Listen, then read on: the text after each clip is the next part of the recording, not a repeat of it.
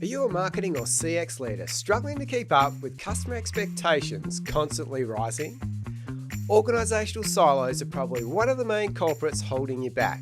In this episode, we're going to dive deep into the pain that silos create and highlight the key areas to watch out for.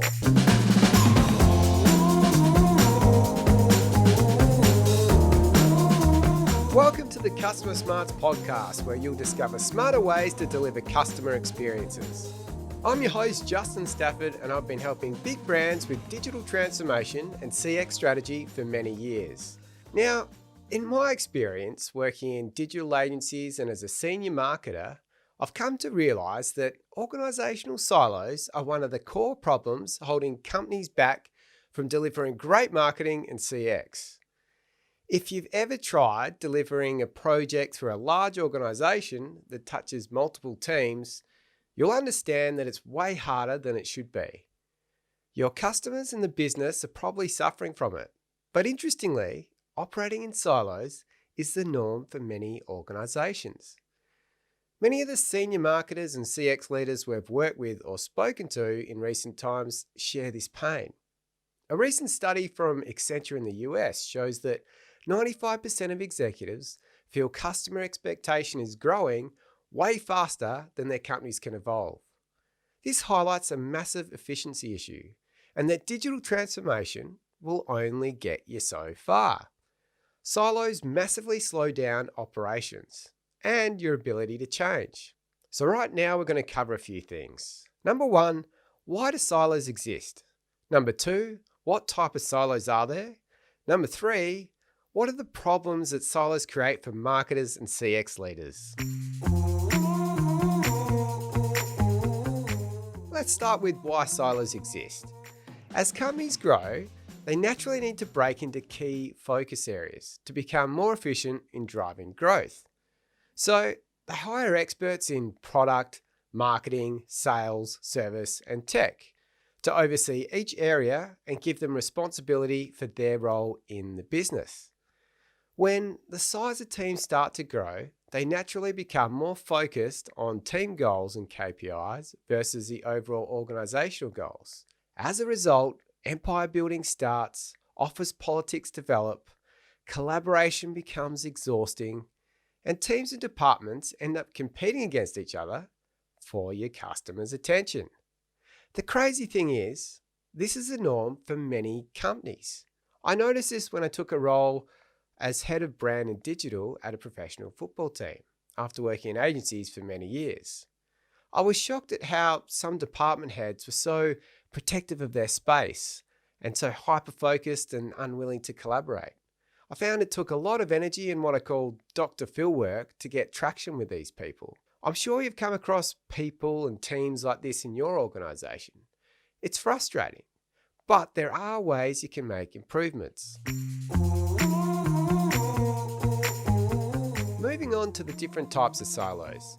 Number one, operational silos. Now these tend to be present across functions. So product, marketing, sales, service, and tech all represent an individual silo. Number two, product and business unit silos. In large companies with many product teams, they often become hyper-focused on their own product or business unit, which makes total sense because that's how they're KPI'd. However, it often means that they end up competing against one another for your customers' attention. Number three, channel silos. Some of the most common channel silos are between marketing, sales, and customer service, particularly between digital and in-store sales. And there's often fights over prospects and leads. Number four, hierarchical silos. Large initiatives typically need to get approval from up the chain, which creates vertical silos that often slow down the speed of implementation. And now for the last section, the problems that silos create for marketers and CX leaders. Marketing, CX, and tech often feel the symptoms of silos the most because they typically operate as a centralized service across the organization, where they manage company-wide brand assets and channels, which means a big part of your job is orchestrating the demand from all the different product and business units. The tension comes from a clash between your organizational wide goals versus the isolated business unit goals. So there are 4 key problem areas that silos heavily impact marketing and CX. They are 1, data, 2, customer segmentation, 3, customer engagement, and 4, technology. Starting with number 1, data. In siloed organizations, there's siloed data. Why is that? Well, silos often capture and store data in isolation. And with the introverted nature of silos, it's not natural to share. But as you know, the value of centralizing data and the opportunities it creates, including being able to better service customers or being able to better target customers, and as well as being able to draw more in-depth insights. Customer data presents an opportunity to unite the silos, especially if you can move to a mindset where the whole organization is focused on building customer intelligence together. It really helps when siloed teams start to feel the benefit from having shared customer data, especially when it comes to cross-selling. We're going to talk about that in upcoming episodes. Number 2, customer segmentation. Many companies I've worked with have really struggled with how they structure their customer segmentation. Quite often, different teams create their own versions of segments or personas, which creates a conflicting view of your customers. I saw this recently working with an insurance company. The CX team had their own set of personas, the product team had a different set, customer service had their own view of it as well. To me, customer segmentation presents a massive opportunity to unify teams. With the right strategy and customer structure, you can connect teams around shared customer goals, which helps you create more efficient, connected CX. There's going to be more detail on that in upcoming episodes.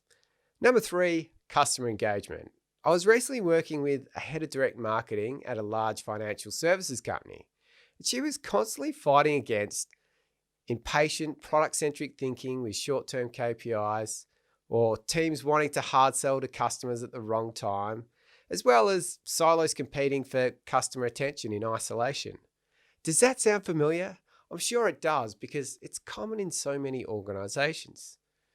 I've spent most of my career trying to shift clients or colleagues from short-term product-centric thinking towards being more empathetic towards customer needs and then focusing on creating long-term success. We'll be talking about that in a whole lot more detail in upcoming episodes. Number 4, technology. As siloed org structures existed well before digital came on the scene, most of the time, digital or IT teams have been added as an additional silo. So in many cases, the digital and tech team are still not fully integrated into the ways of working, leading to frustrations from both sides of the fence, marketing and technology, especially when it comes to marketing technology.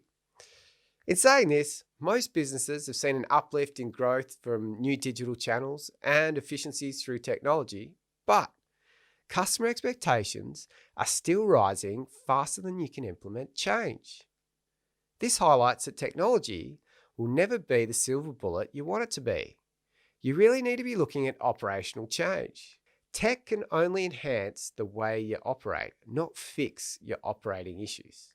We'll be talking about this in a whole lot more detail in upcoming episodes. So that brings us to the end of the first episode. The good news is, with the right strategy and collaborative mindset, you can overcome the silos to create bigger, better outcomes for customers and the business.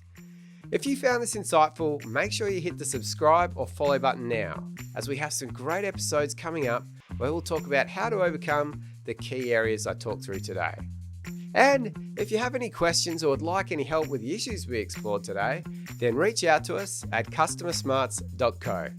Catch you next time.